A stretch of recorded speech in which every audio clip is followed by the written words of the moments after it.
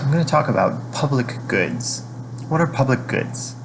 When we have a positive externality, so someone's actions and decisions are affecting other people in a positive way, we often have a situation with public goods. This happens when the positive externality is non-excludable. That means that something that's good for one person is good for everyone else, and they can't really exclude the other people from using that positive thing.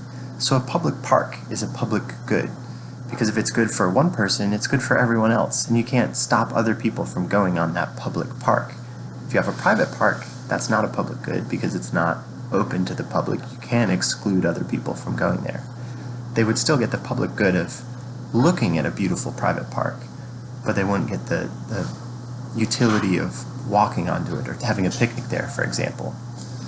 Now, the main issue with public goods is that they're non-excludable, and that means we end up with a free riding problem.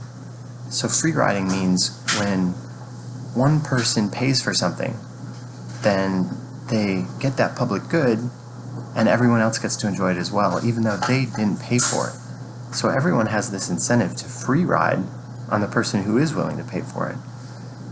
The problem is everyone has that incentive to free ride, right? So often we find ourselves in situations where if we added up how much people would enjoy a public good, we could actually come up with a willingness to pay number, an amount that people would be willing to contribute that would have us invest in this public good. But since people have the incentive to free ride, they don't actually offer that money.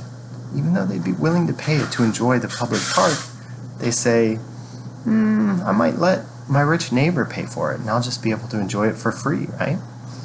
So that's the main problem with public goods, is that we have an incentive to free ride, so people tend not to invest in them as much as they would, and so we don't get as many public goods as the efficient market outcome would have us do.